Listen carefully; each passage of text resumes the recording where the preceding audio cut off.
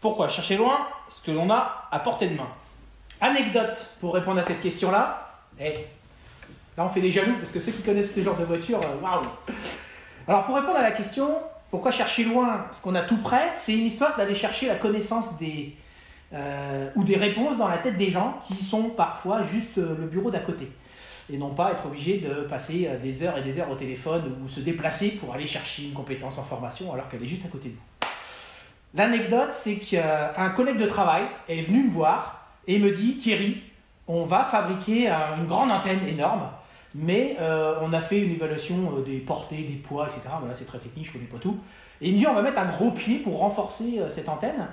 Mais par contre, le gros pied, il va arriver juste à la sortie, devant une sortie de secours, qui donne vers l'extérieur forcément. » Et il me dit « Est-ce que tu peux me dire, techniquement parlant, s'il existe des surfaces devant la porte, enfin devant l'issue de secours, sur laquelle on n'a pas le droit de positionner quelque chose. » Alors déjà, je lui dis, déjà, mon naturel fait que ton poteau, pour l'instant, la réponse c'est non, parce que tu ne vas pas mettre un poteau devant l'issue de secours.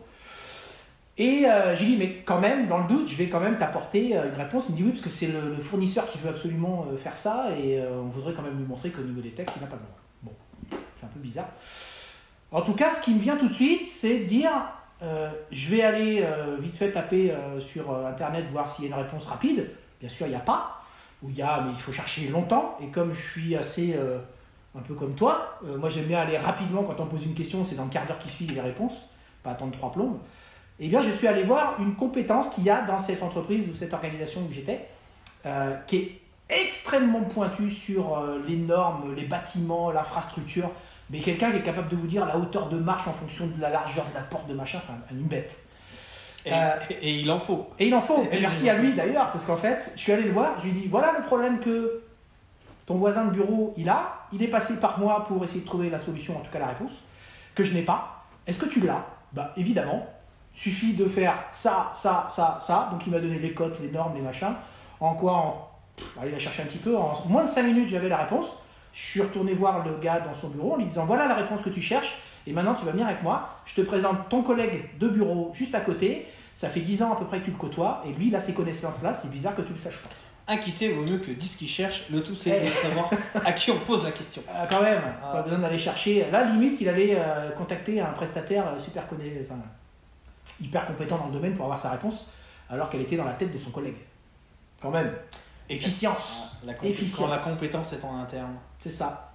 Mais parfois, on sait pas, on connaît pas ni forcément les talents des gens qui nous entourent, ni le champ des compétences personnelles, professionnelles et privées qui peut être à notre disposition. Oui. Et bien connaître ses collègues, c'est gagner un temps gigantesque parce que quand on sait à qui on peut s'adresser, on gagne un temps de dingue. Exactement. Les questions qui sont à poser, même si vous avez des collègues que vous côtoyez au café ou depuis des années dans votre entreprise, c'est tu bosses sur quoi en ce moment? C'est quoi tes talents? T'es bon en quoi?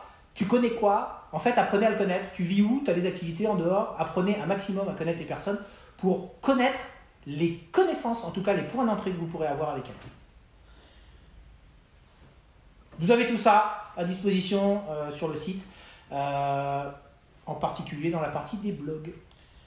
N'hésitez pas donc à visiter notre site internet, vous retrouverez l'ensemble du contenu et en particulier vous pourrez accéder également au programme gratuit Neuromanagement qui est à votre disposition. Sur ce, on vous souhaite à tous une très belle et fin de journée. Et on démarre. On va y aller. On y va. On va aller faire un tour, mais je pense qu'il va falloir mettre une troisième ménage parce que ça s'appelle. Allez, à bientôt. Je vous souhaite à tous une excellente fin de journée, amusez-vous bien. À bientôt, salut. Restez prudents et prenez soin de vous. Salut.